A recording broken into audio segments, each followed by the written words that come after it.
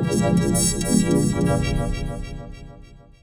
10 out of 10 is showing up, because there's a difference between not showing up because you're sick, and there's a difference between not showing up because it's hard, but not investigating why it's hard. Because when you investigate why it's hard, right? Let's put sickness away. You're completely fine. When you investigate, it's because you're becoming somebody different. And when I sit down with a 90-minute orientation, I'm very clear about who you want to become. And the thing is always courageous, confident. It's these ways of being. And because if you change your way of being, you start becoming somebody else. If you see somebody who's confident and somebody who has credibility with themselves, and one of the best ways, because I've told you, fitness is not my passion. And it's funny because I'm a fitness trainer, right? I just know there's no better vehicle to use to help somebody discover how incredibly powerful they are than fitness. I do not know of any other vehicle, because it's just one of the greatest foundations you can step on to go into whatever you want to.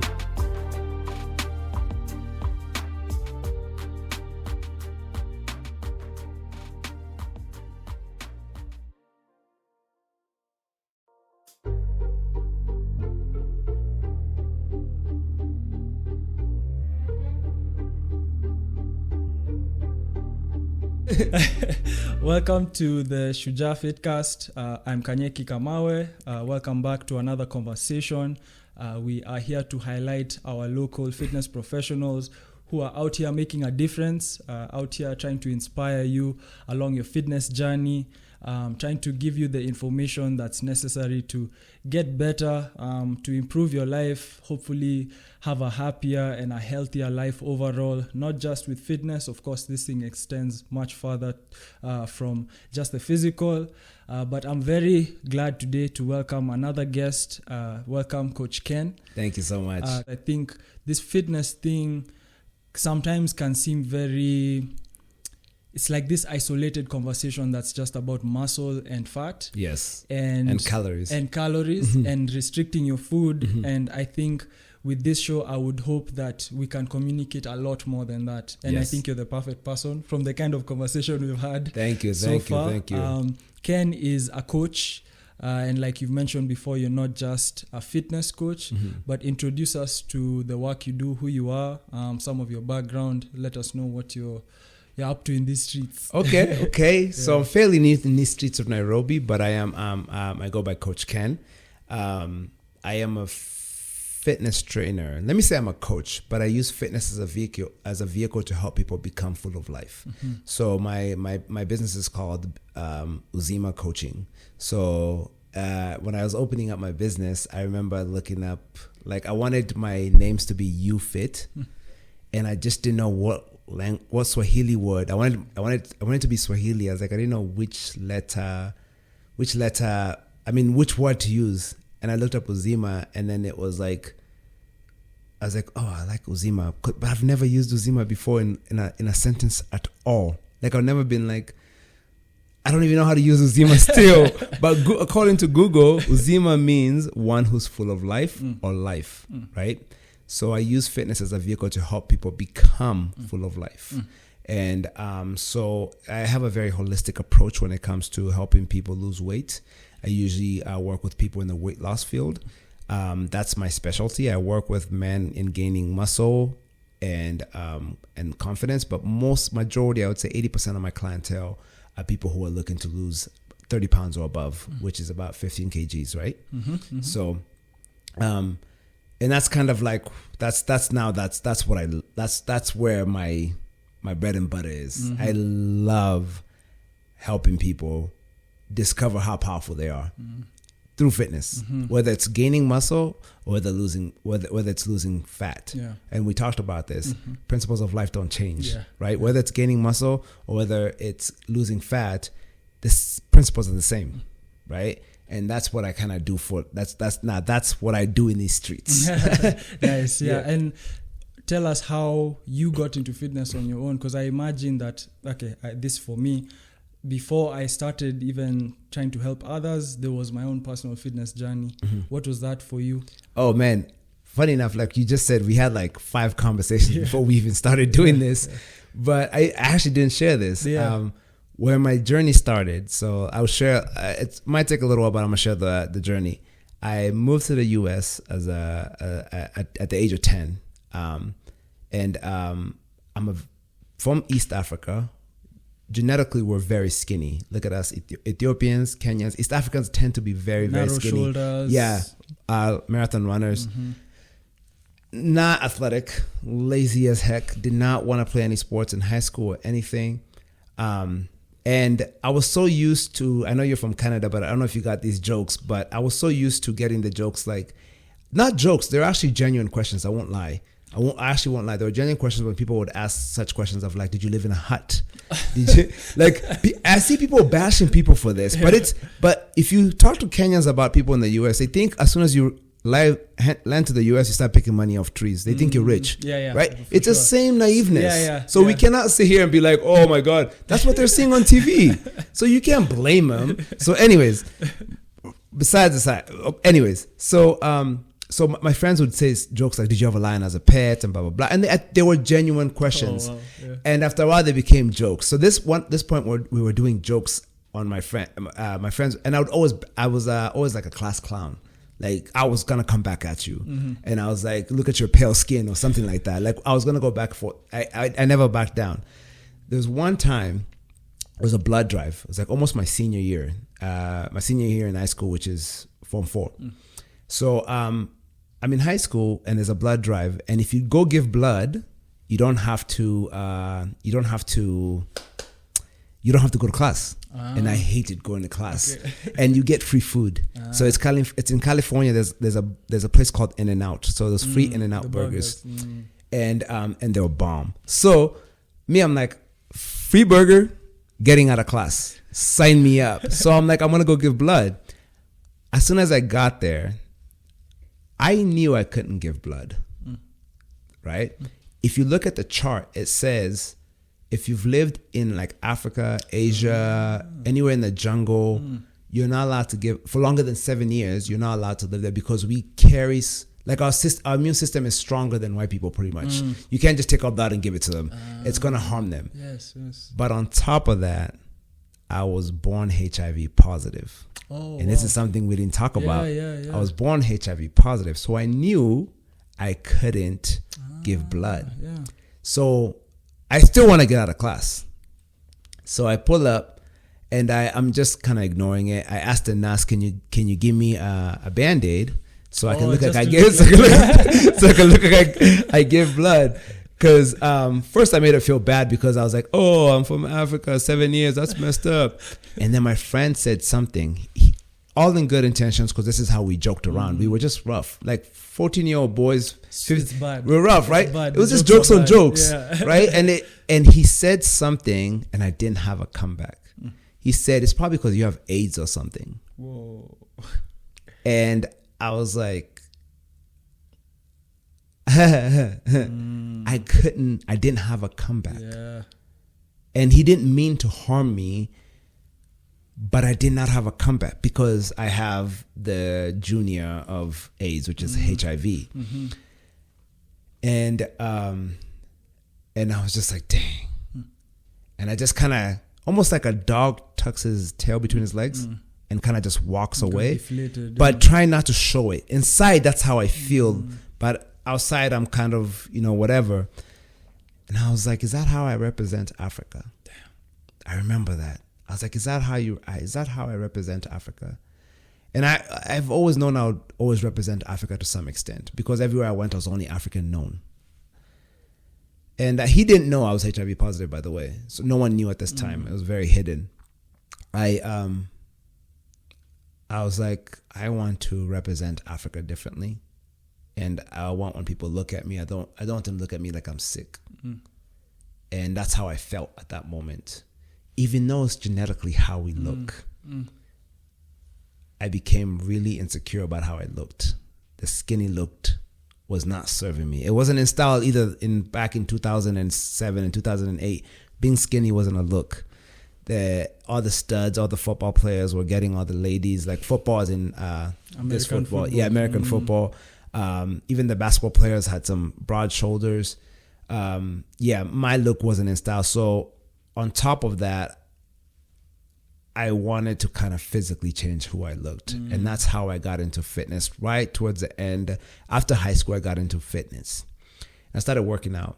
I became really hungry for working out. But I had zero, what is it called? Had zero program.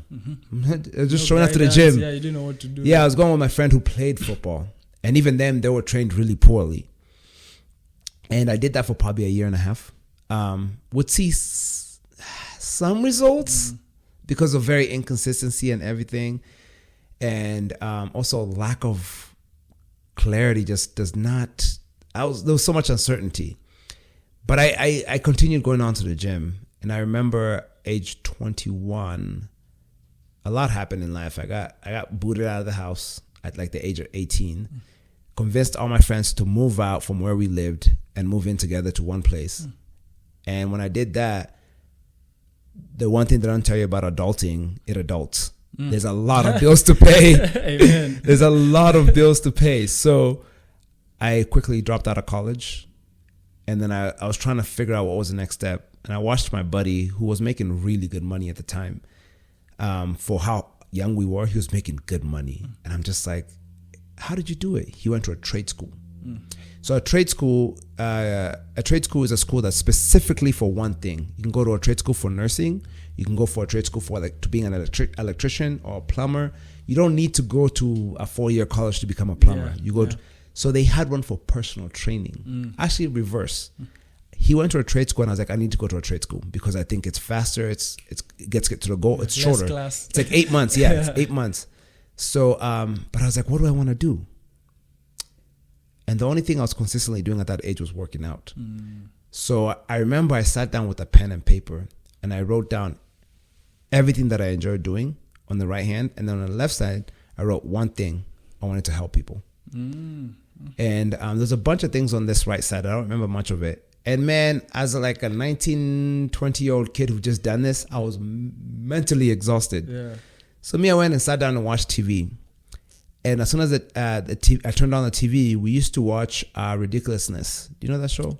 With with the skater guy. Yeah, with the skater guy. So we used to watch that a lot. Rob Dyrdek. So it was MTV. But when I turned on the show, it was automatically on MTV. And the show that came on is a show called I Used to Be Fat. Yeah. I've heard about it. And that's when I would see personal trainers around, but I had no idea what they did. Yeah. That's the first time I realized what the hell a personal trainer was. You know what I did? I immediately went online. Personal training trade school. There was one less than 5 miles away from where I was at. How many kilometers is that? Like, what? 8? Yeah, almost like, 10. Just less than 10. Let's say 8 to 10 kilometers, right? And so I decided to sign up. And that's how I got into personal training. Wow. This was at the end of it, you were going to end up with 3 NASM certifications. But the thing that was very different about this, and I think this is probably what gave me so much confidence when I entered the field of personal training, is it was 8 months in total. 7 months of it was 6 hours of class times 5 days. So it's more than actually college. So it's 30 hours of schooling. Yeah. So the first 3 hours was lecture, and the second 3 hours was actually teaching clients, teaching each other how to train. So that's what I loved about this trade school. We actually our professor was a personal trainer for like 2 decades.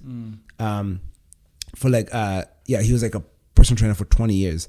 So he was really good at teaching us. I'm really good at form teaching because of my professor. He was really good at teaching that. Yeah. And then the last part of the schooling, we learned to take the test, right? But I also loved the class setting because I remember the professor, he would break up the class into 2 different groups, and he would give us a topic and we would argue based off the knowledge he just taught us. It was a really good way of learning. Like an example, he would say, is bodybuilding healthy? And I remember, in my belief, of course, I would say yes, but I was to defend against it. Yes. And whether it's because I'm a Taurus or not, I love arguing. So what I did was I was arguing that bodybuilding is not healthy. And the arguments I was coming up with, I was like, imagine taking a heart Like imagine taking the engine of a Honda and putting it in a semi truck and expect it to still move like that. It's unhealthy to do that. I loved that because we were able to use the knowledge he was teaching us to actually like put it into use. Yeah. And that's kind of how, so that's how I got my certificates, and immediately I was able to get into schooling. And that's kind of how my as a coach, as a fitness trainer, that's how I started. And then a year and a half after that, I was working for one of the biggest gyms in Los Angeles, and I realized that I wanted to work for myself, and that's when I started my business. Okay. I quickly realized that they would charge a client $75 a session, and then I'd get $25 of that. It didn't make sense. And I'm like, it didn't make sense until I started my own business. When I started my own business, then it made sense. The costs. It made sense. I saw where the $50 went, because now I'm providing my own equipment. I'm providing my own insurance. I'm providing my own rent. I'm providing my own. Then I was like, oh, it makes sense. And in the States, I feel like there's probably a lot more regulation and things like that, right? That goes into this whole, and that drives up the cost. Yeah, the cost of running a business was very expensive, but I had a great mentor, and that helped me really be able to start my business. But the reason why I stayed in business was because I got to coach the way I wanted to. And in the big gyms, they were very focused on numbers, and I was focused on results. And that's kind of what now led me to become a coach, because I realized as I was coaching clients, as I was training clients, right? Because you only have an hour with them. You're supposed to do this, you're supposed to do that, you're supposed to do that. By the time you've had a conversation with the client, their session's up, the next client's up. They want their numbers up. And I just didn't see that I wasn't serving clients like that. Sometimes my fitness orientation can be up to 90 minutes. That's the first time I sit down with a client. I want to get to know them. What's going on? Why are you here? Right? Because you miss so much when you don't have that conversation with them. Right? And something I've noticed here, I've had a lot of orientations with Kenyan clients in Kenya, and everyone has gotten stumped when I ask them, why do you want to do this? Yep. I'm like, why do you want to do this? Yeah.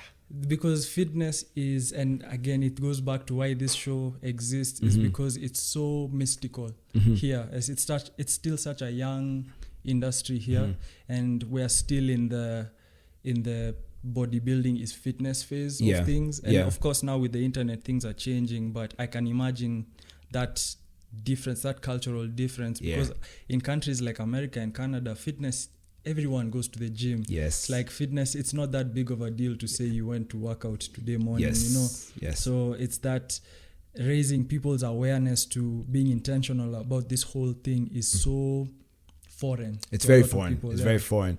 And mark my words to any personal trainers out there. Mark my words, in the next 10 years, fitness training, personal trainers, they'll be way more respected than they are right now, because the way Kenya is going, we're headed in a direction where there's going to be a huge demand, and then the respect will follow right after. So whoever's in the fitness industry, if you're not in the fitness industry, get in it now. If you want to, if you're curious. If you're not doing it because it's not respected, it's going to get very respected very soon, because the demand is going up. When I walk down the streets, when I walk through the malls, because right now, even if I go to like a gym like VMX, I see a lot of the clients are very non-Kenyans. Right? At the village market. So, and I think the location plays a huge factor, but I'm seeing that most of the people who are paying for fitness or valuing fitness at the price that it's at are non-Kenyans. But it's only a matter of time, because like we just talked about, fitness is just a key, and it opens up so much possibilities in life. And it's not a coincidence that success is right up there with it's. I've never met anyone who's successful and doesn't value fitness except Warren Buffett. For some reason, his diet is disgusting. But I think if you asked him, if he values health, he'll say yes. But he just his actions don't line up.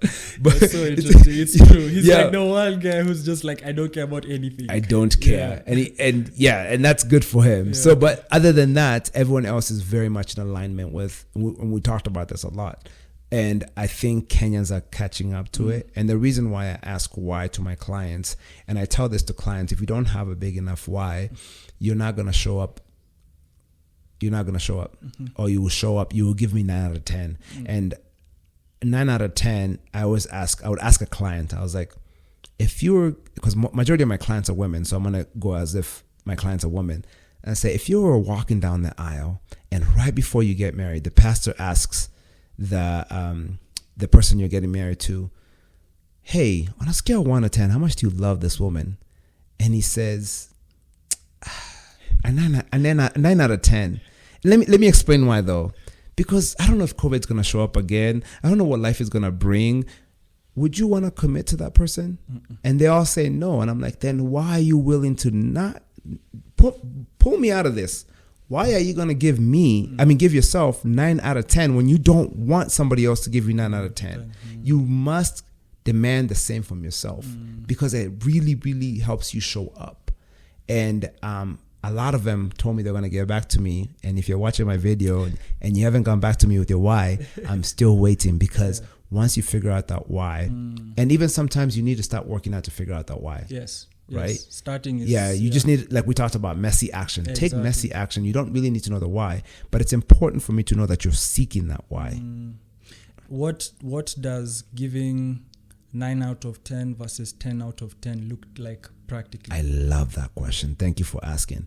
A 9 out of 10 looks like it's raining, it's cold, I don't want to go outside. I don't want to go outside. I don't want to get into my car to go to a gym that has nothing to do with me with rain. That's what a 9 out of 10 looks like, right?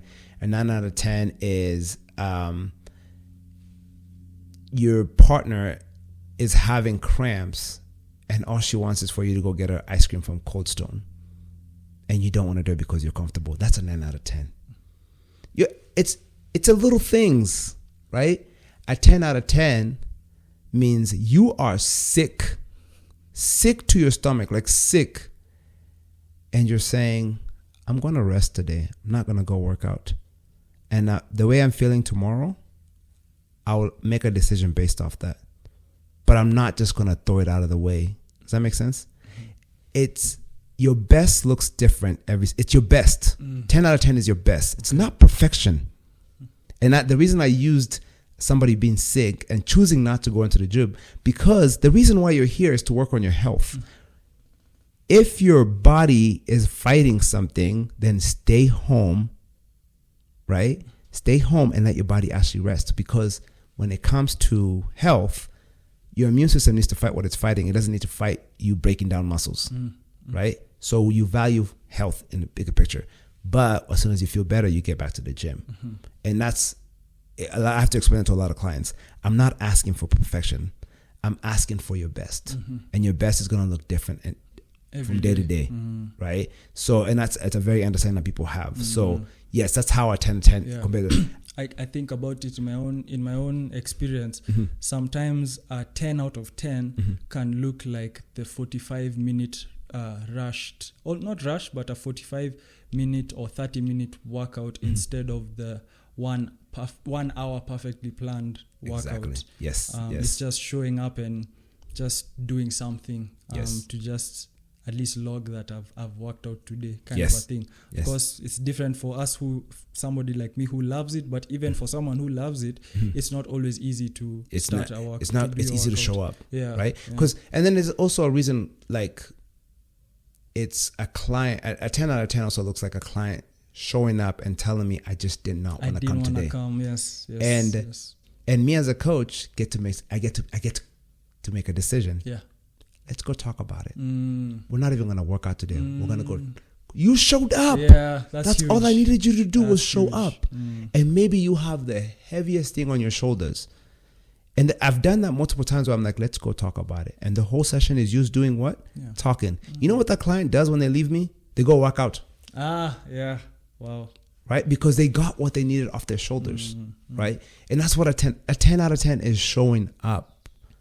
Because there's a difference between not showing up because you're sick, and there's a difference between not showing up because it's hard. Does that make sense? Yeah. Like it's hard. Yeah. It's hard. But not investigating why it's hard. Yeah. Because when you investigate why it's hard, right? Let's put sickness away. You're completely fine. When you investigate, it's because you're becoming somebody different. You're literally becoming somebody different. And as humans, we do not like anything that's not comfortable. Yeah, we do. Like so we love comfort. So the reason why you're literally choosing to stay in the couch of your seat when it's raining outside, it's not because you're not choosing to stay in that couch because it's the most hard thing to do. You're choosing to do it because it's comfortable. In itself, you're literally stopping your growth. Who you are becoming, you're getting in the way of it. And when I sit down with a 90-minute orientation, I'm very clear about who you want to become. Yeah. And the thing is always courageous, confident. It's these ways of being. And because if you change your way of being, you start becoming somebody else, right? And there's an equation which goes BE times do equals have, right? Now, what's the system that all of us run, whether it comes to trying to get financial success, fitness success, relationship success? What do we go to do and then equals have. I want to lose weight. So what do? I go to exercise, trying to lose weight. We forget about the be. Who do you want to be? Because if you find out who you want to be, I want to be a courageous man. I want to be a confident man. I want to be a man who shows up when he says he's going to show up. Then the process, when you realize that confidence times exercising equals what you want to have, right? And that confidence can sometimes, again, the imperfect action. I think about my initial journey into the gym. Because sometimes I think we look at confidence as I have to puff up my chest, but sometimes it's what you're saying, feeling that shyness of like I don't belong in the gym, but going anyway. That's confidence as well. Even if your workout doesn't look great, you don't know what you're doing, you showed up at the gym. And the thing is, right after that workout, how you feel, that is the process of building confidence. I showed up. We talked about how confidence is building credibility with yourself. Yes. Because you can't sit here and just think about confidence. I am confidence. No, it doesn't work. Mantras, right? Stuff, It does not work. But if you have a track record of who you are becoming in your own brain, it's really hard for me to come and tell you, you're useless. You can't. Because I'm like, oh, thank you. I know you see me like that. But I have this credibility of myself of being this person. So it's very hard to shake me, right? And that's, if you see somebody who's confident and somebody who has credibility with themselves. And one of the best ways, because I've told you, fitness is not my passion. And it's funny because I'm a fitness trainer, right? Actually, I've changed away from I'm a coach. But I just know there's no better vehicle to use to help somebody discover how incredibly powerful they are than fitness. I do not know of any other vehicle because it's just one of the greatest foundations you can step on to go into whatever you want to, right? Whatever your biggest dreams in this world is, whether it's to be the best dad in the world, whether it's to be the best wife in the world, whether it's to be the best entrepreneur in the world, whether it's to be, I don't think there's a better foundation than fitness. I genuinely don't think so. Because in fitness, there's a lot of self-awareness. In fitness, it's one of the vehicles that you cannot blame the economy. You cannot blame your parents. You cannot blame your genetics. If you show up, your body will change. So it teaches you about 100% responsibility right there. And so teach you 100% responsibility. It also teaches you how to account, right? Account for everything you're doing and how to improve. Because if you're trying to get a bigger bicep, you don't just lift 5 pounds. You lift 5 pounds for the first month. Then the second month you lift 6 pounds, and you keep going. You keep getting stronger, right? You quickly realize how much time and patience plays. It's so much tied into a personal selfness. You know what I'm saying? By the time you see results in this thing, and it's, you can tell us more about your experience with this, which is trying to communicate just how long sometimes it may take to see physical changes, to see maybe a bigger bicep, like you're saying. That patience game, that this thing, I believe, that's a big part to the fitness journey. Communicating to someone who's just starting how much patience they'll have to employ into all of it. You don't want to do that. It will turn them off. Immediately, do not do that. Do not go that route. Because who you're competing with is slim teas, which promise results within 30 days. Who you're competing with is surgery, which promise results as soon as you're off that bed, right? They don't tell you about the pain the client's going to go through. They're not telling you about, it takes about 8 months to heal from that surgery, and it doesn't guarantee anything because you haven't changed anything fundamentally about you. We talked about how important fitness is for the foundation. So if you go to surgery, you have skipped a whole process completely. Yeah, it's the whole idea of somebody winning the lottery and then within a year they're broke. Yeah, exactly. Right? It's the same exact thing, right? Because you did not change who you are. Your way of being never changed. Yeah. Right? So you're still the same person with just a lot of money. You're still the same person with just a smaller gut right now, but you haven't changed. You haven't learned anything about food. You haven't changed anything. So, but if you go there telling a client that it's going to be miserable, it's going to be hard, you're actually not serving them. So what I do as a trainer, I promise them the next step. Okay.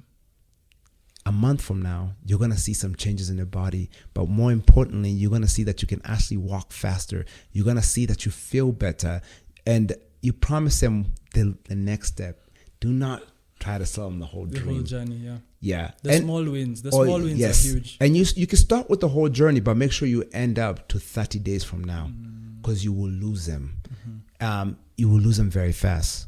Because even think about it. If I told you, if me and you were talking about finances and how we want to be rich and own multiple lands and run multiple businesses, and somebody is like, hey, do you know it's going to take you 10 years? Yeah. You're going to be like, man, let me just go waste my money over here. At least I enjoy this money when I'm wasting it at least when I go waste this money right now, I enjoy it immediately. Yeah. Now waiting 10 years so I can feel like I'm wealthy. Does that really make sense? Yeah. So yes, you start from the big journey, right? And it's always for me, it's always going to be who they're going to be, right? How are they going to show up in the world, right? And then walk your way back to the next 30 days. And then that's what, because they're gonna, if you're consistent in 30 days, the way you're gonna feel. I've been stretching for 30 days. The way my body feels, I'm on day, like, let's say 15. The way my body feels, it's incredible. I'm 32, I'm aging, man. So like I'm day 15. But imagine somebody told me you should start doing yoga 7 days a week. I'm like, what? Let me do 15 minutes. Yeah. So I use the same thing on myself, right? Because I would love to be a very successful business owner, and I have an idea it's gonna take a long time. But speak about that too, because another misconception I think that happens is that when people see someone who's far along their fitness journey, they think that it's easy for you. It's a cakewalk for you at this point. But like you're saying, you still have to employ some of those, like, let me start with 15 minutes. Even if you've been doing this for years, it's like you understand that every day is a new struggle. Yep. And like I was telling you earlier, I think one of the reasons I'm a good trainer is because I don't like fitness as much as most personal trainers do. Because that's what they do they love, like, they were either a past athlete or they just enjoy the science and blah, blah, blah. You're not going to find me reading books about like kinesiology outside of what I learned. I took what I need to help my client get to their results. And after that, I am good. I have a friend of mine, his name is Jeff. And Jeff just loves reading about the body. And then you have Kyle, who loves reading about how the body moves. You know what I do? I hire them to be my trainers. So they can teach me what they learned. Because I'm not going to go read those books. And on top of that, getting to the gym is just as hard for me as it is for my clients. So the strategies that I use to get to the gym is actually the same thing I just tell my clients. And I'm speaking from personal experience, because it's not that easy for me. I don't know if fitness is your passion, But fitness is not my passion. My passion is helping somebody get from point A to point B. I love coaching. Like I said, if somebody was asking me to train me for free, I would say no. Yeah. Somebody was like, coach me for free, I would say yes, because I'm passionate about helping somebody get from point A to point B. And I don't think there's a better vehicle than fitness. Yeah. I don't think there's a better fitness, because if there was, I would be using it right now. Right. Yeah. And I've helped a lot of people do it, and that gives me a lot of fulfillment to help somebody get from point A to point B using fitness as a vehicle. Yeah. Right. So I forgot the question, by the way. Saying now the having to be your own trainer. Yes. Even if you're this far down. Yeah. Your 10 years in, 10 years of working out. Years, yeah. It doesn't mean that it's easy for you. No. And also, I think it kind of gives someone who is maybe just starting, or those prospective clients, I think somewhat of a freedom to not like it. Yeah. In the beginning. Yeah. You probably not enjoy it. I love that you pointed on that. You're not gonna love it. And it's okay. Sorry, and you're not gonna like it. Yeah. But you have to learn to build that relationship around it, right? Yeah. Because, and that's why when you're very clear about your why, then because we all do things we don't like. I know people who go to jobs that they don't like. Yeah. We live in a generation where you're told to quit that job, which I don't necessarily agree with that. Like, if it's paying for the things that you do love, if it's providing for your family, and you don't necessarily have a passion that you're pursuing, then stay where you're at. Stay calm. Don't quit that job, because it's providing, right? So you're going to do things that you don't like in this life, right? But it's usually for the loved ones, for your loved things or loved whatever. So that's why the why comes, right? Every day I'm becoming somebody different. And I know showing up in the gym builds that a very, very rooted. It digs my roots deeper and deeper and deeper, because on top of that, it also helps with the mental aspect of it, right? Working out genuinely by itself is probably one of the healthiest things you can do for your mind. And I'm not talking about going out there and lifting 200 pounds. I'm talking about going on a walk. If you read about a lot of great thinkers, they walked. Simply walk. The idea of movement, just moving forward, allows the brain to move too, right? And so that's one of the most incredible thing about just movement. Just move. Yeah. I keep forgetting the question. No, I think you've answered it. I think the other thing I would love to hear you talk more about is the transition from the US. You said you are in LA to now Nairobi. Just that, what's that experience been like culturally? You're Kenyan, but now you're much older than you were the last time you were here. What's been that transition? How do you see yourself transitioning into this local market? What are you seeing? I'd love to hear the perspective of someone who's still fresh, looking at it from fresh eyes, just to get a sense of what it looks like. Because sometimes when you're in it, it's like you take things for granted. You know what I mean? Yes, I know exactly what you mean. So I'm very fresh, as in I moved here on December 29th and we're in March 17th or something. So so it's like about roughly 70, 80 days I've been here. I've been working out consistently at different gyms and seeing one thing right off the back. I'll tell you, I'm surprised by how big the gym market is here. It's and the crazy thing is, it's about to double or triple within the next 5 to 10 years. Like I'm calling it out right now. It's about to double or triple, because on the other hand, as I'm walking down the streets, this is the heaviest I've seen Kenyans been. Yeah, the fast food is everywhere. Yeah, fast food is everywhere, and it's fattier than ever. And sadly, instead of fixing our fast food market's going to keep growing. Therefore, our ability to burn the food is going to become extremely hard. That's why I'm thinking that. And then on top of it, back in the day, back when I was in Kenya, even like 7 years ago when I came, I don't think bodas were that. No, it hadn't caught on that. It hadn't caught on that much. So everyone was walking. Remember I told you how simply walking is Yeah. incredibly? Yeah. That's getting eliminated by been boda. lost. So the matatu is dropping you over there, and then you take a boda, boop, Yep. to your house, Yeah. right? So that those little steps you are used to taking every single day from home to from work, been eliminated by a boda, right? So little things like that are happening now everywhere. So fast food market is growing. Exercising that Kenyans usually got, which was walking, has Naturally, dramatically dropped. So, and then the middle class, correct me if I'm wrong here, I've seen it grown. Yeah, for sure. So that's the middle class. To me, it's the people who can afford trainers. So that market I'm starting to see is going to start demanding The service. the service.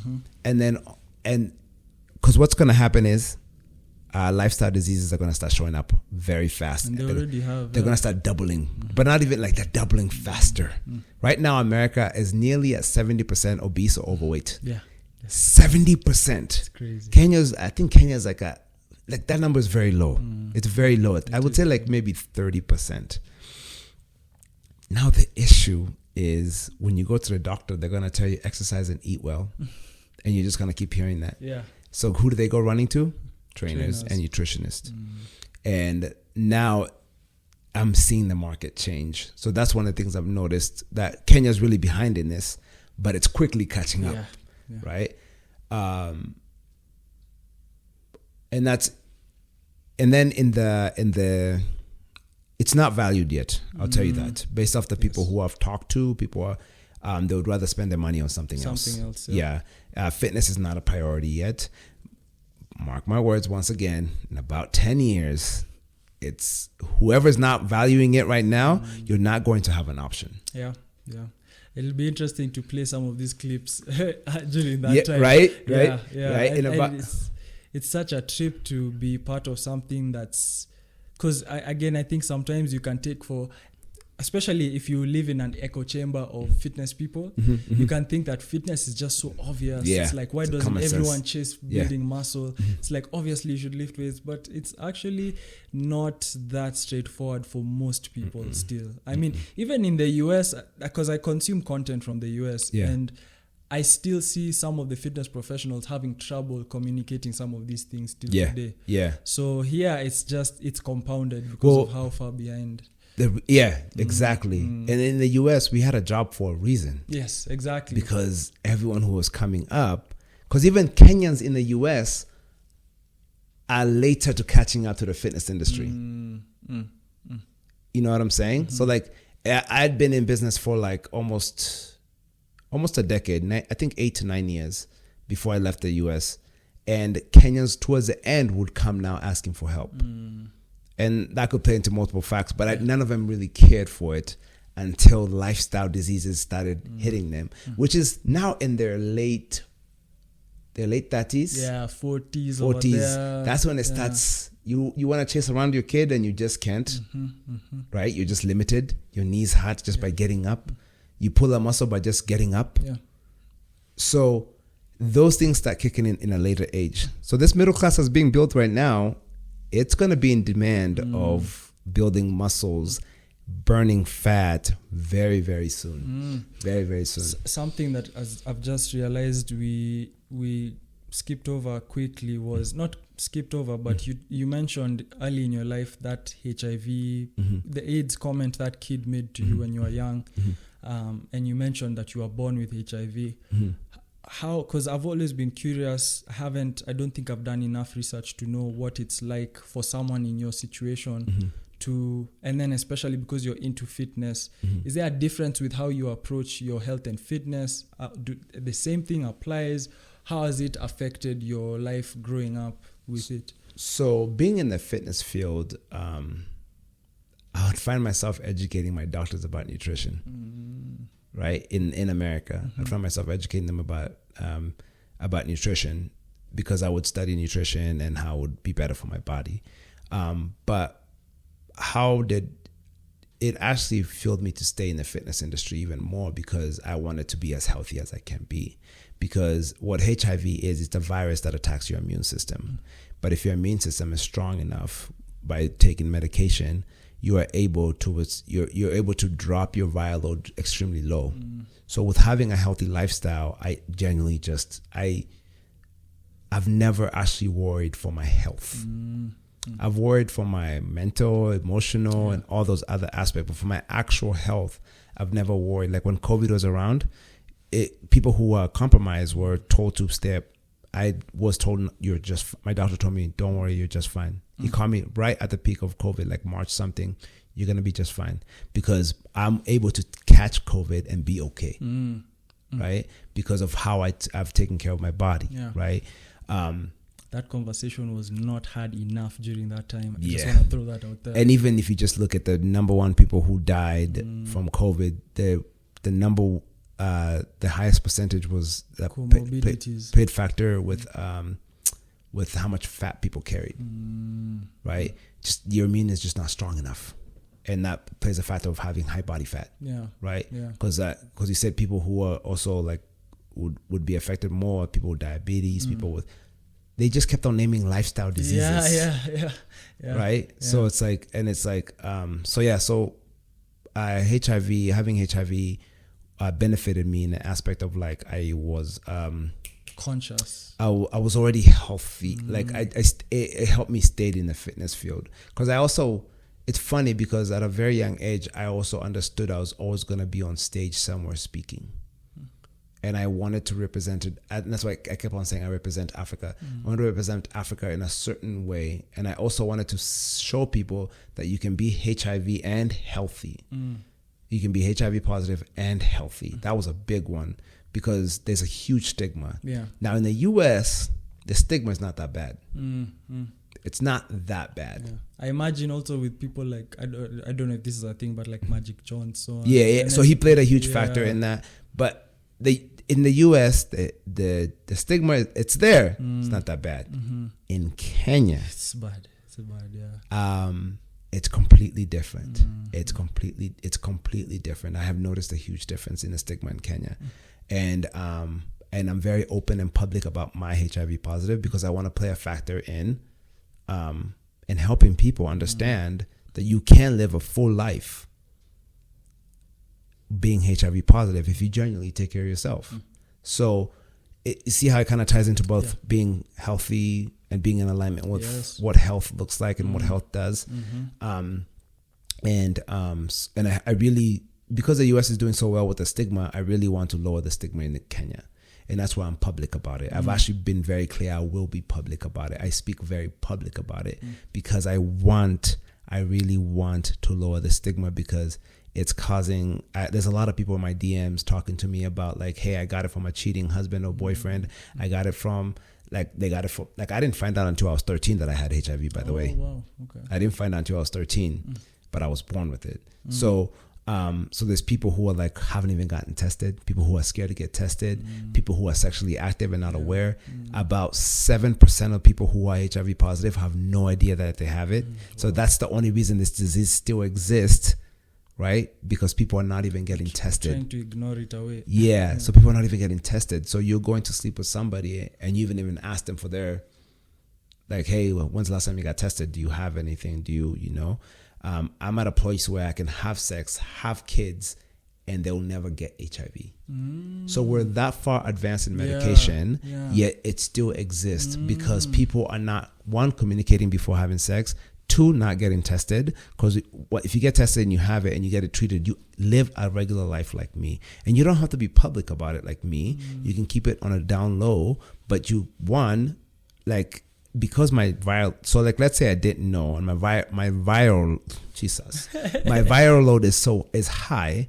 If I sleep with a woman, she'll get it. But because I take medication and my viral load it's called undetectable. So right now in the US they have U equals U, undetectable equals untransmittable. So that means even if I slept with a woman right now and I impregnate her, she will not catch the virus. We've known that for the last 10 years, but they were never allowed to claim such a thing but now they started claiming it. There's billboards. I keep seeing it in the US and I was like, yeah, they're saying it. That's dope. Because if you said it to somebody, they would think, oh, you're just trying to get laid without a condom. You know, so it's like, so it's kind of that perspective. So yeah. Wow, that's so interesting, man. And I think it's so your story is so interesting. There's so many.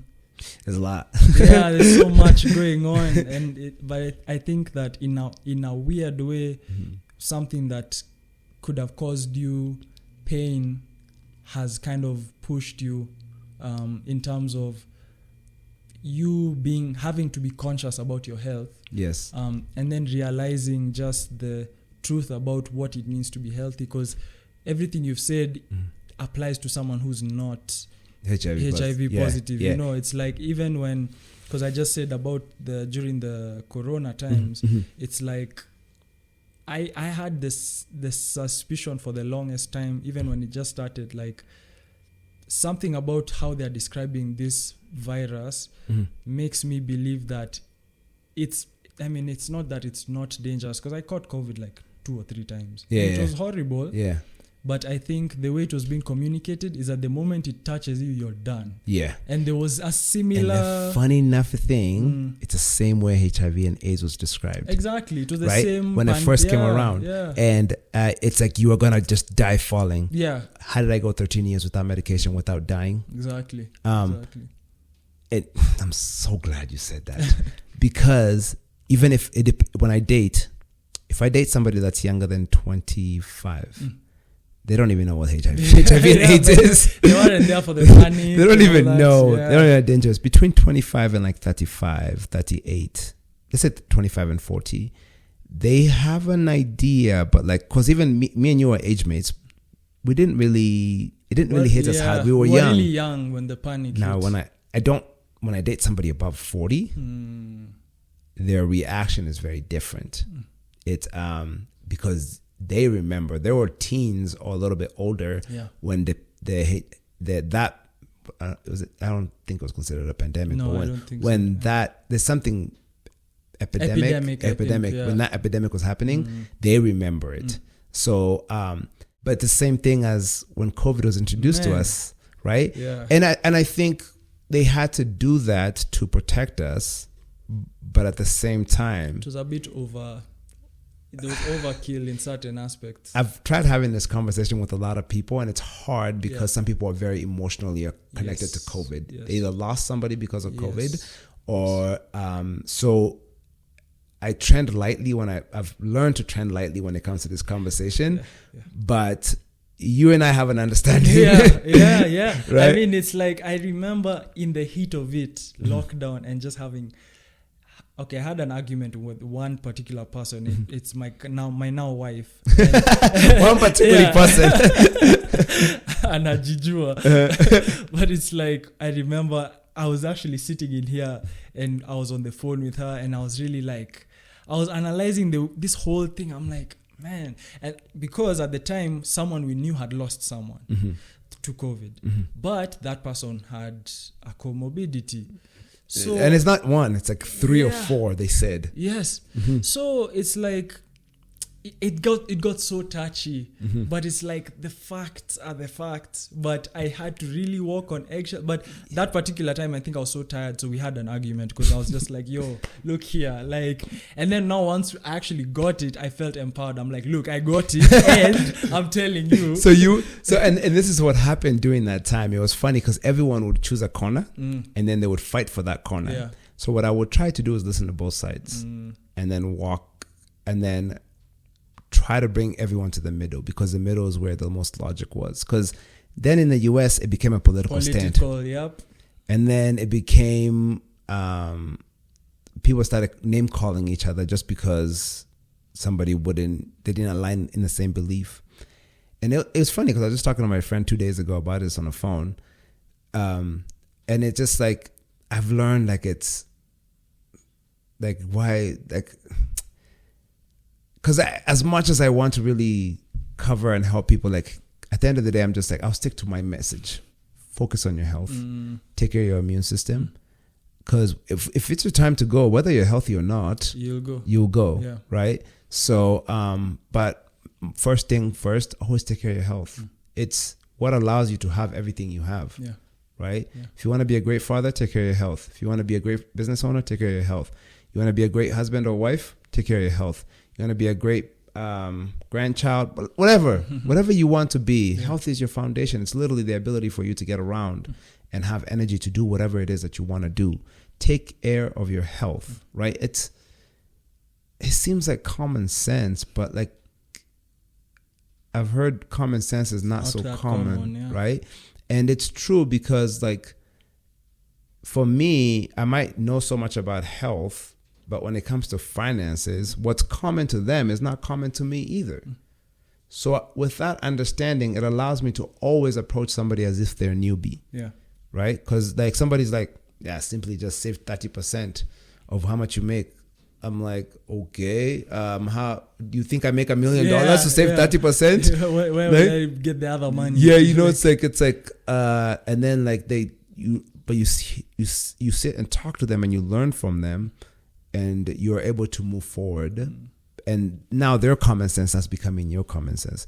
Common sense isn't common if you're not in alignment with that. You see what I'm saying? Mm-hmm. And I think that's something that we all need to understand, right? Because as a fitness and a coach who loves psychology and leans very much on psychology, I've realized, especially psychology, it's because there's pop psychology, which is very popular, and that's what's becoming common sense, but that's not psychology. It's just what is pop psychology. What do you mean?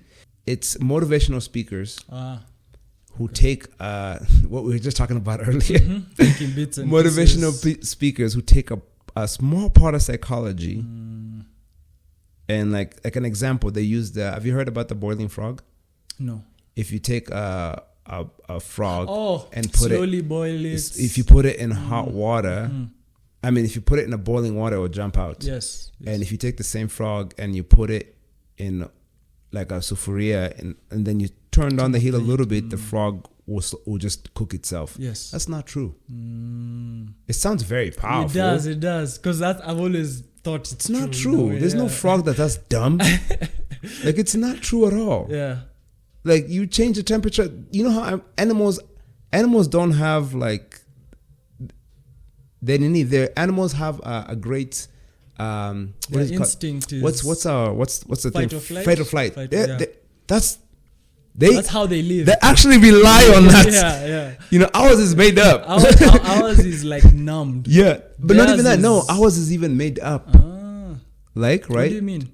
Our brain has the ability to start creating fight or flight opportunities, right? Okay. Mm-hmm. But an animal, it has to rely on fight or flight. Yeah, so it's better to actually flight or fight than even second guess itself.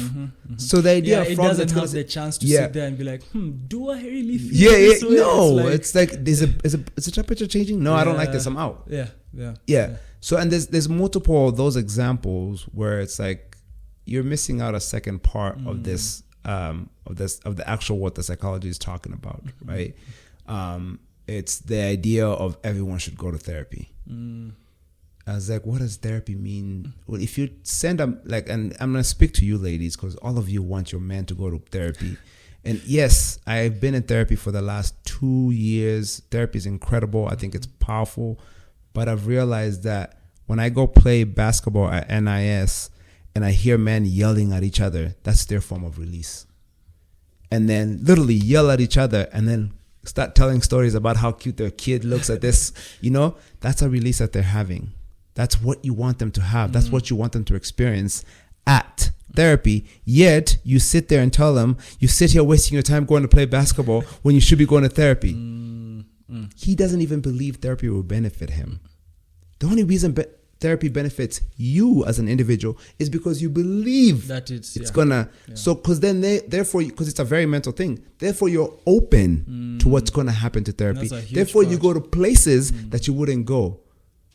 So, if that guy's not even there yet, let him go play basketball and fight with guys on the court, and then share about how amazing your meal was yesterday, and then come realize, wow, I really have a good wife. You see what I'm saying? Yeah. So, because like right now, everyone's like, go to therapy, go to therapy, go to therapy. It becomes like this global mantra. It's true. Yeah. And you see, the thing is, as someone who values what therapy in the past has given me, again, it's easy. Just like I was saying, the echo chamber of fitness people and saying, build muscle, it's good. It's like, yeah, it's true. Yeah. But if we all just end up chanting it without giving context, You sound like a cult. yeah, exactly, right? Exactly. Like the therapy thing has become kind of like that, because like there's people who even talk like, my therapist said this, my therapist said that. It's like, okay, what do you think? Yeah. It's like stop telling me what your therapist said. And the funny thing is, I was talking to somebody and they told me what the therapist said, and I was like, I don't think your therapist is supposed to tell you that. Yeah. And that's the thing. It's like, yeah, what do you think? Step into your power. That's what you're going to therapy for, to step into your power, right? So yeah, and that to me, that's what's pop. You're doing what's cool. You're not doing what's serving, right? You're doing what's cool. You're not doing what's serving. Yeah.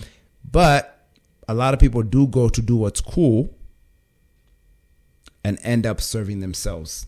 So I can see why people are pushing people to go to therapy. I'll give you a great example.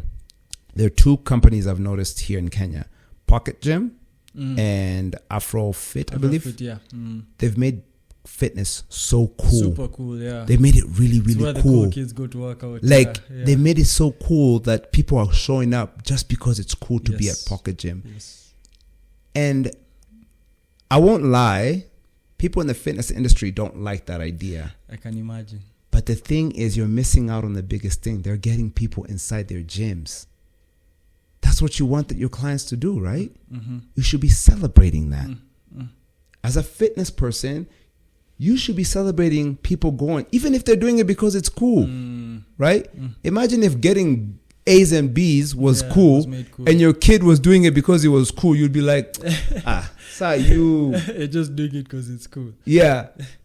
I'd be like, keep doing what's cool, Yeah. It's interesting. I think I've battled with this myself too, where I think because when you get into something, like when you get deep into something, you become a purist, and you think that anything that's not, and everyone should love it from where. And I've caught myself different times like doing that, where I'm like, you have to like value this way of doing fitness because this is the real way. This is the real. The real grind, the real. Eat chicken and broccoli and like this is what this is really about. All this other frou stuff. Like, you guys you guys are just playing around. No, I think there's definitely a balance there. Have you been to one of those gyms? No, but I see. It's literally like a nightclub. It's super cool. I think. Hands up to whoever created those. Especially, I've been to Pocket Gym. I haven't been to Afro. I've only followed AfriFit on IG. Because I'll speak about myself. When I first saw about CrossFit, I was like, oh my god. Yes, CrossFit was actually another one. Yeah. Like what? Like, why are we doing this? Blah blah blah. And then when I came to Kenya, 2021, it was only CrossFit gyms. But if you pay attention to CrossFit gyms, community, man. Exactly. Community. Yep. People are so. You go to AfriFit, the love you feel there, it's incredible. And that nothing pulls people more than that. And imagine what are they trading that in for? A night at the bar. Yes. Because none of us, let's be honest, especially if you're over 30, let's be honest, no one enjoys waking up with a hangover. Nope. No one does. And the older you get, the worse they get. You are lying to me if you told me you enjoy waking up with a hangover. Yeah. But so why do we end up bar next door or this club or that club turning up every other weekend or every weekend for some of us, right? Why do we end up? Because we want community. We like to sing. But CrossFit is offering that. Yeah. So why are you sitting here trying to point out to people about how CrossFit is dangerous? The thing that's beautiful is if you look at CrossFit people, they are jacked. They're really, because they're doing Olympic lifting, and they look phenomenal. And but at the end of the day, just go sit outside. If you're a CrossFit hater, or if you are if you're not a fan of these new gyms that are upcoming in Kenya, sit aside and watch. Are people getting their heart rates up? Yes. Are people now asking themselves deeper questions because of this? Yes. What the hell else do you want? Yeah. Just because it's not happening your way doesn't mean it doesn't need to happen. Man, the purist thing is such a stumbling block, and I can see how even people within the industry can block the progress of their own industry. Approaching things from that way, because you see, there's fitness for the longest time, like I said, has been like bodybuilding has been fitness, especially locally. It's like if you're not Mr. Kenya, you're not a fitness person, you know. And it's like, I feel like our industry has been stagnated in like, it's either bodybuilding or aerobics. That's fitness. And so you want other people to enjoy fitness, but the more fitness is evolving and all these things, you want to reject that, but somehow you expect to be paid better as a fitness professional when you're part of the problem. You're not lifting, you're not necessarily lifting the whole thing up. Because you want it to be your way. Your way. And as humans, we have that. It's a human nature thing, and there's nothing against that. But please let people do what they're doing, as long as it's serving them and it's helping them get into a healthier place. It's beneficial, right? Because for me, most people come to me from CrossFit, or they come from me from a boot camp style of training, and I'm glad that they went to those places, because now they're ready for, to me, the more like hands-on details, right? Because that's what I do. I'm hands-on, right? And by the way, when somebody's done with me, you know what I tell them? Go to a place like Pocket Gym, go to a place like Alpha Fit, because you need to continue on with your journey. I know. And it depends on the client. If I have a client who's very like, wants to have fun, wants a live crowd, go to a place like Pocket Gym. If I'm looking for somebody who's looking for a different kind of style of community, which Alpha Fit offers, go to Alpha Fit, right? And if they love Olympic lifting, go to Alpha Fit because of CrossFit, blah, blah, blah, right? So when you're done with me, I will send you to, because let's be honest, personal training is expensive, and it's supposed to be. You're demanding so much of somebody's time, right? Please. Stop undercharging yourself, right? And stop asking for discounts when it comes to personal training, please, because you will get what you're paying for. If the person was worth $4,500 per session and you talk them down to $2,500, mentally that trainer will train you at $2,500. You have limited yourself. Get a taste of what $4,500 trainer will do for you, and it's in the same person, by the way. I've seen it in myself, where I have a client paying me less and another one paying more. Trust me, the person paying me more gets more results. Not just the more results, more of me. I'm just being honest there. It's a very human thing. It's a whole. I think this is why it's for me. That's why I see the value in us talking more about these things, because I don't know where people get information like this about how trainers think about it too, and what their intention is when a client approaches them. Because again, locally, for the longest time, it's been the case where someone thinks that, first of all, our whole relationship with exercise is jacked up. So the reason we're going to a trainer is because I need to be punished because I do bad things for my health. So I am hiring someone to punish me for those bad things that I do. And then as a trainer, a lot of people have the wrong kind of training to be a trainer, that they're like, in fact, I'm about to punish you for the bad things you do. So it's like they embody that thing of, I'm going to like torture you into the best body of your life. And people just they carry that idea about fitness. And I think the benefit of us talking more about these things is increasing the understanding that there's a lot more that goes into it, and the investment is not, there's a reason there's that level of investment you're saying, whether it's the price or the time. Both. It's like there's a reason why these things have to be in place. It's not just because being a personal trainer is some fancy job. In fact, locally, it's not a fancy job. No, it's not. It's not that respected. I've seen that. It's not that respected here locally. And I hope to, and like I said, whether I hope or not, that's going to change. It's going to be a big demand. And funny enough, I came across a young guy who constantly references personal trainers in the US and says Kenyan trainers don't know anything. And that really frustrates me and it angers me because I'm like, one, you haven't met every single personal trainer in Kenya. Even though you've lived here longer than me, I have met every single trainer I've met is of quality. Yeah. And every single trainer I've met is bettering themselves, right? Whether it be Winnie Okoth, Alvin, Leon, Njoki, Rachel, Nduta, every single trainer I've met in Kenya has been a quality trainer who's looking to get better.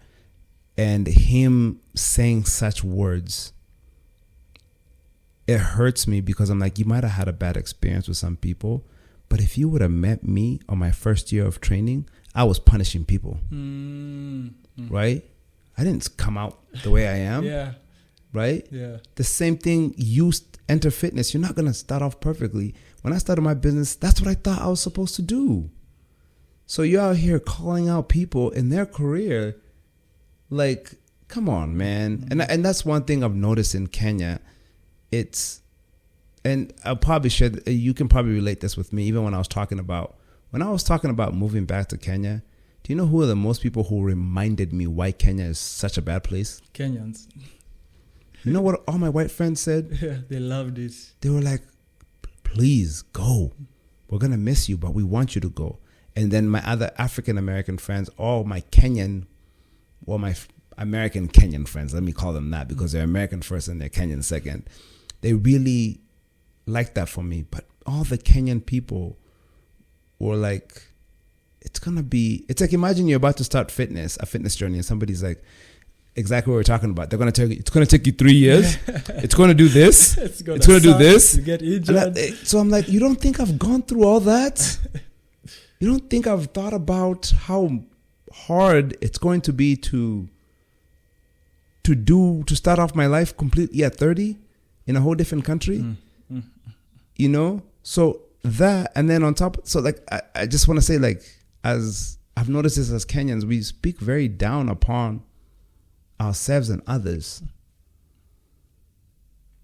It's kind of a bummer because, like, how you sitting here and say Kenyan trainers ain't shit except this person and that person and that person. But other than that, you should get yourself a trainer from a different country. Wow. Like they haven't gone through that journey. Exactly. Like they ain't human. It bothers me to see that all around. Is we're very quick to bash on yourself. Don't trust people. Don't trust people in Kenya.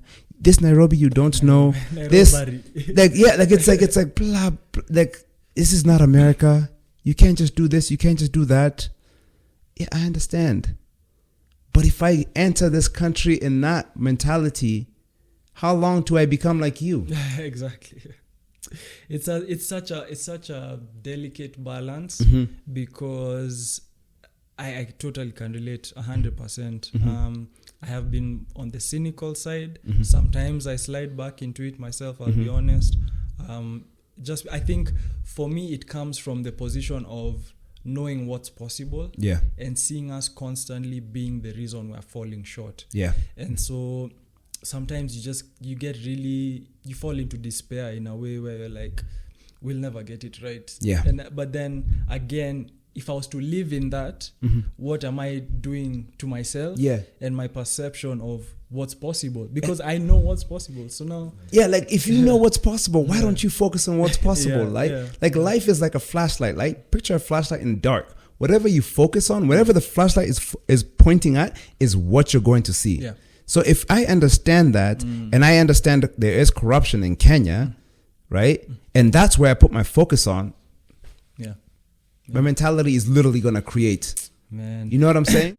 I'm just saying you can complain about what's going on or you can do something. And I remember telling somebody, you know, one of the reasons I moved to Kenya is because I wanted to make a change in Kenya.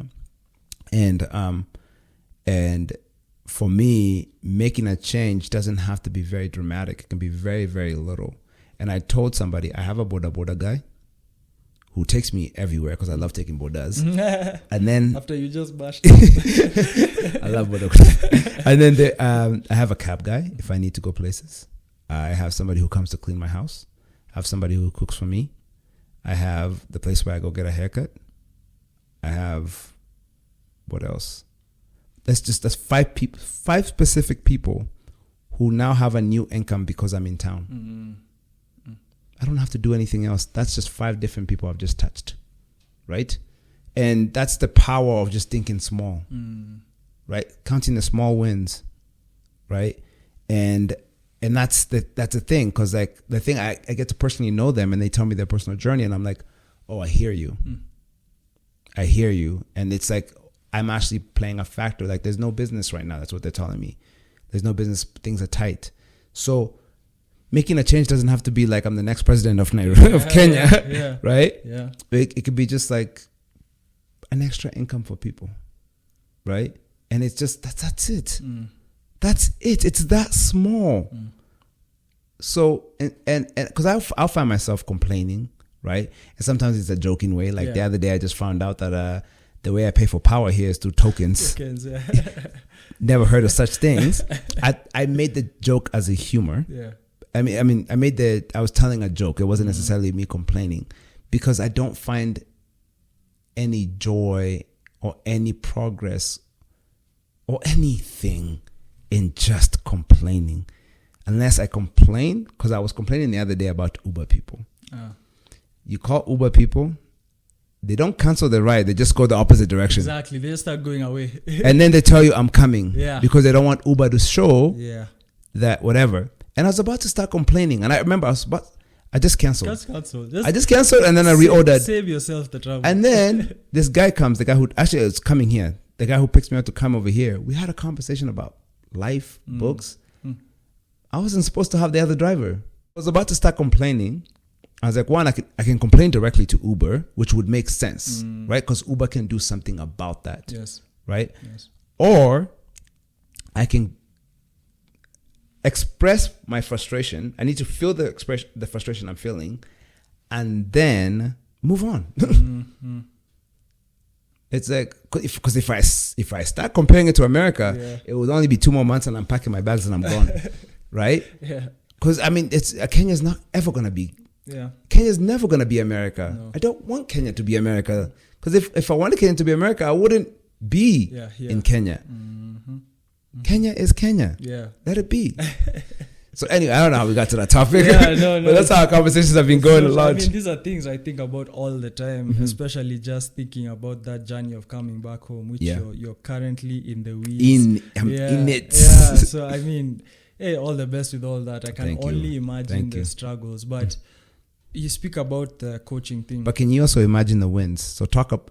Because don't imagine the struggles, right? Yeah, imagine the wins. This is true. You're a very married man now. You weren't married before. And you know something interesting about that. There's this thing me and my wife always say: people in happy marriages are usually quiet. Yeah. So it's like it's easy to hear. The people who have complaints, you'll always hear them. Yes. But the people who are genuinely happy or content or comfortable in what they're doing, you will hardly ever. But maybe they should speak up more. Yes, which is what you're saying. Yes, yes. But yeah, there are wins. If you're complaining I always heard, it's okay to complain, but complain to the right person. Because it's Jack. I think it's Jack Canfield who said this. People go to work to complain about their wife or partner or husband.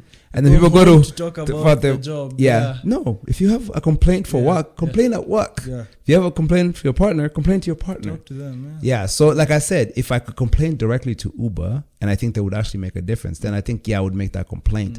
But if that complaint is not going anywhere, then let me just enjoy my next ride. Yeah. Amen to that. So like your coaching, clearly you have a mind to expand what coaching means to you. What do you see that looking like? Or is that currently what you're doing, or does it look like something different that you're developing down the line? Yeah, so right now I'm working on an online program, which because I have to create something cost efficient, because the market demands something different here in Kenya. So I'm actually working on a program that somebody can log in, and it's a personal development program that's combined with weight loss. So that's what I'm working on. It's called Becoming Uzima, Becoming Full of Life, because that's what I do. I use fitness as a vehicle to help people become full of life. So that's what I'm creating right now. Nice. It's already what I coach, but it's just a program that doesn't involve me in the coaching. If you want me to coach, you would pay extra. But I'm creating a pretty simple program that somebody can just enter and follow it from start to finish. Nice. That's what I'm working on right now. Good stuff, man. Really intrigued to see how it all pans out for you. Thank you. We'll be following your journey. With that being said, please share your social media, your contacts, what services you'd like people to reach out to you for, every which way people can reach out to you. So mine is very simple. Facebook, it's Ken AfriKen. Instagram, it's at Coach Ken AfriKen. TikTok too. TikTok too for the youngsters. YouTube, I'm going to be starting a channel called The Positive AfriKen. Nice. So that will be one of the things I would really want some people to hop on, because I'll be talking about, one, my experience in Kenya, two, dating with being HIV positive. What else? Life. The second episode, the second season is going to be called The Road to 30. And I think I was very empowered by a book called The Defining Decade, Why the 20s Are the Most Important Years of Your Life. And it's going to be episodes talking about why you should focus on fitness in your 20s. After 25, you should really be focusing on your finances and building foundations on how to build your finances and what that looks like. Talking about just what I think people in their 20s should really focus on. And because that book really helped me, and that's actually the book that got me into therapy. It's written by a therapist. So, but yeah, The Positive AfriKen. Nice. It was a pleasure. I really enjoyed our conversations today, on and off air. I am really looking forward to the impact you stand to have in this industry, locally, just generally as a person. And I really hope we can have another one like this. Oh, definitely in the future. will. Yes. Whether it's to promote something you're doing, or it's to just catch up or have more of these enlightening conversations. Because I think with conversation, something about conversation for me just sharpens. It's like iron sharpening iron in a sense. So until the next episode, look out for more conversations. Hopefully we're expanding your understanding, expanding your view of what fitness could help you with, and it's not just about how big your muscles get. This was the Shujaa Fitcast. I'm Kanyeki Kamawe. Coach Ken, asante sana. Thank you for having me, and I truly appreciate it. Asante, man. Catch you on the next one. Thank you for listening to the Shujaa Fitcast. For more information and business inquiries, email us at shujaafitnesswarrior@gmail.com. Follow us on social media at Shujaa_fitness on Instagram, at Shujaa Fitness on Facebook and TikTok, and subscribe to our channel at Shujaa Fitness on YouTube. For audio versions of this podcast, check us out on Spotify, Boomplay, and Apple Podcasts. This show was recorded and produced at the Represented Studio in Nairobi, Kenya. Special thanks to Lucid for the background music.